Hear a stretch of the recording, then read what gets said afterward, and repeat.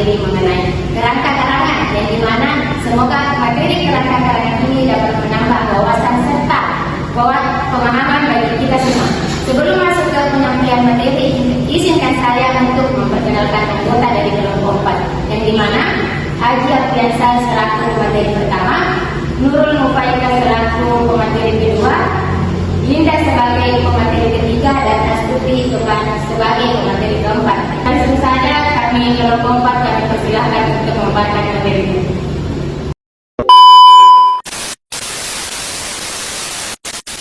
Assalamualaikum warahmatullahi wabarakatuh. Sebelumnya terima kasih atas kesempatan yang telah diberikan. Perkenalkan, saya Haji Apriansa Maulana sebagai pemateri pertama. Nah, di sini saya akan menjelaskan tentang definisi karangan. Nah, teman-teman, apa sih itu karangan? Jadi, karangan adalah sebuah tulisan yang berisi gagasan, pendapat, atau informasi yang disusun secara sistematis dan logis untuk mencapai tujuan tertentu.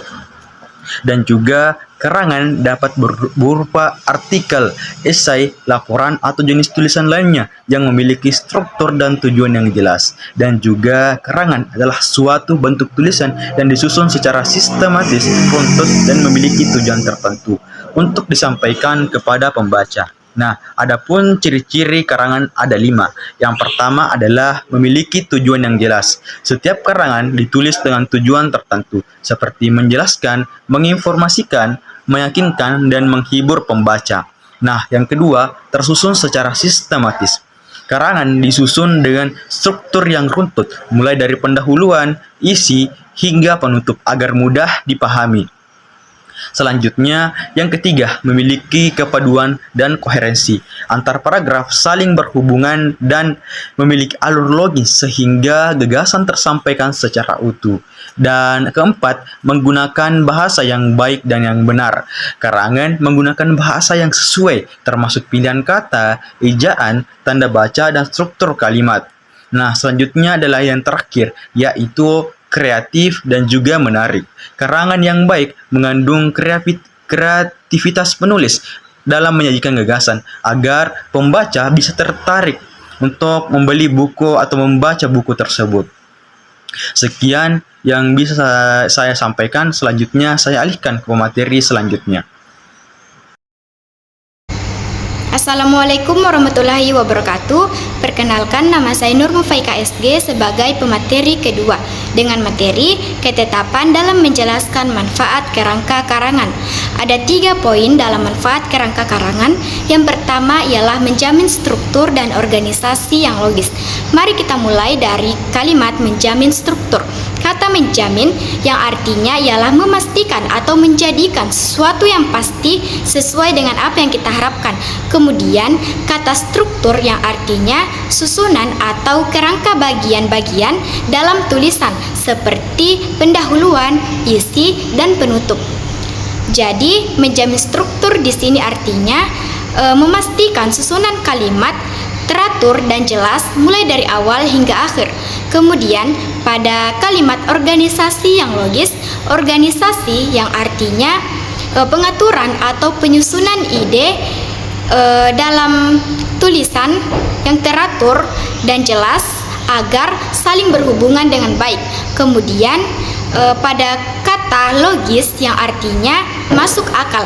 Jadi kalimat organisasi yang logis artinya ialah penyusunan ide atau kerangka bagian-bagian yang teratur dan masuk akal sehingga mudah dipahami oleh pembaca.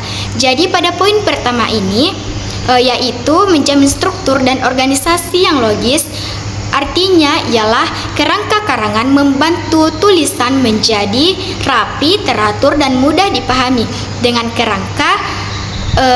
kerangka penulis sudah terlebih dahulu menentukan pendahuluan, isi, dan penutupnya sebelum melengkapi tulisannya. Kemudian ide disusun mulai dari umum ke yang khusus agar tidak terjadi pengulangan dalam pembahasan. Oleh karena itu, alur atau jalan dari tulisan tersebut jelas dan mudah dipahami oleh pembaca. Kemudian, poin kedua yaitu mempertahankan fokus dan konsistensi topik. Mari kita mulai dari kalimat mempertahankan fokus.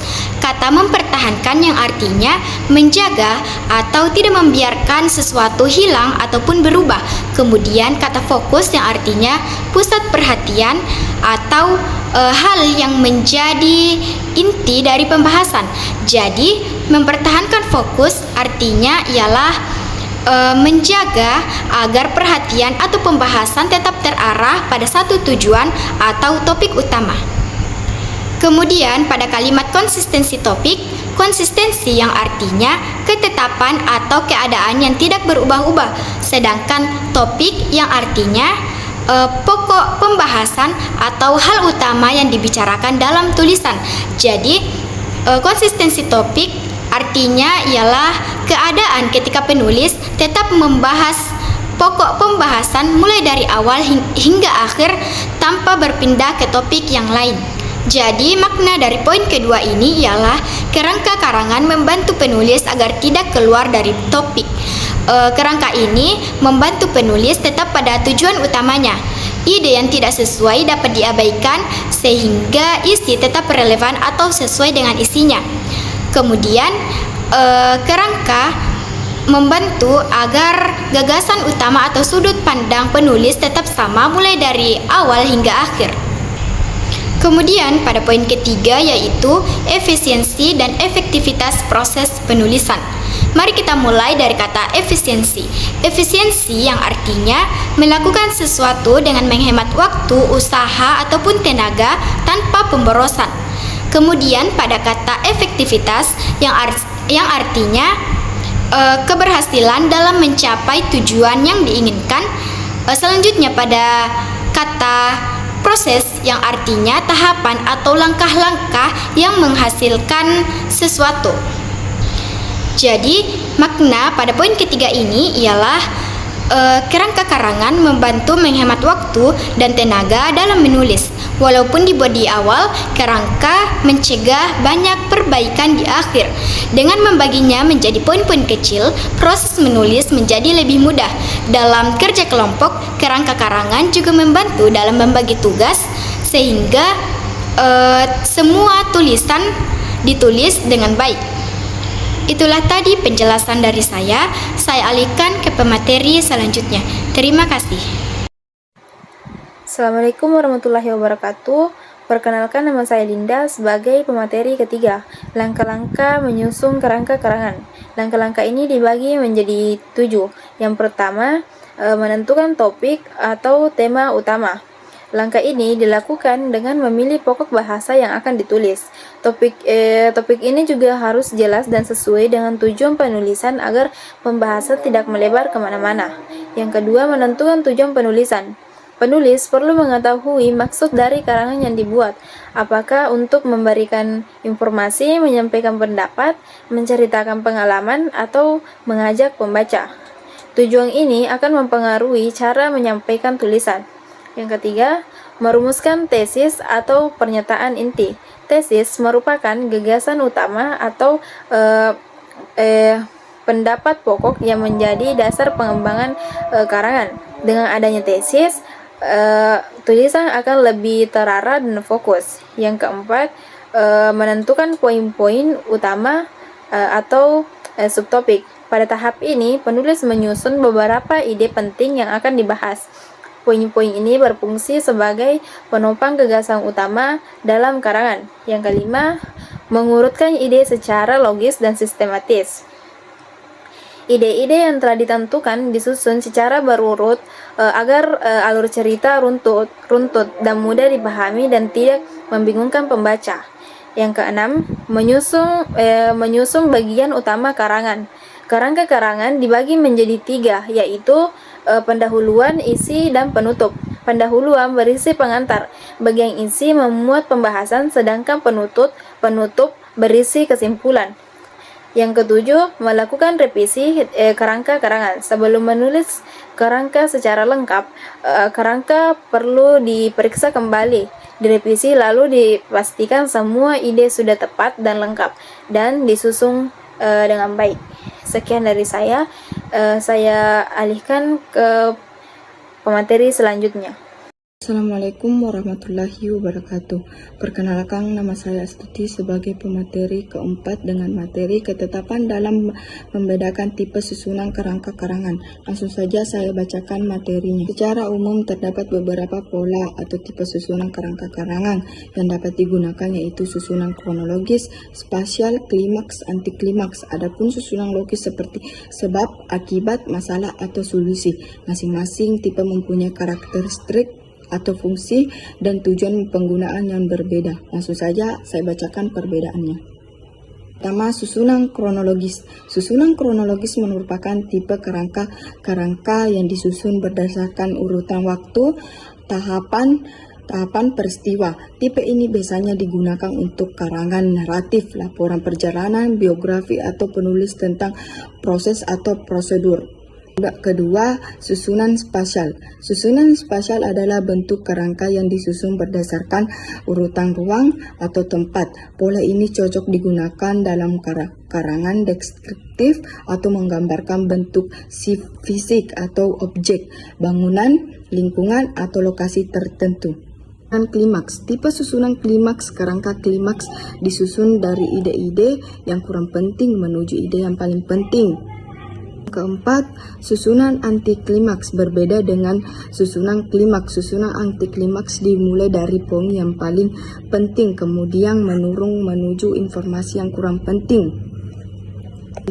Susunan logis. Sebab, akibat, atau masalah solusi. Tipe susunan logis merupakan pola kerangka yang didasarkan pada hubungan kausalitas antar ide atau struktur analitis atau perbandingan pertentangan. Ini banyak digunakan dalam karya ilmiah, esai, analisis, dan penelitian karena membantu penulis menguraikan suatu persoalan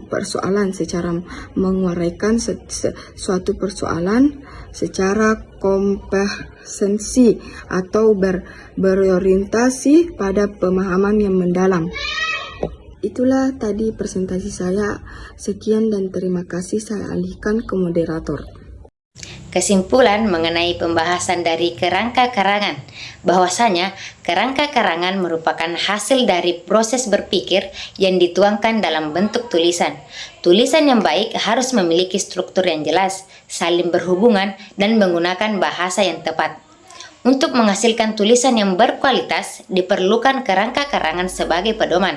Kerangka karangan ini membantu penulis untuk mengatur ide secara sistematis sehingga pembahasan tidak menyimpan dari tujuan.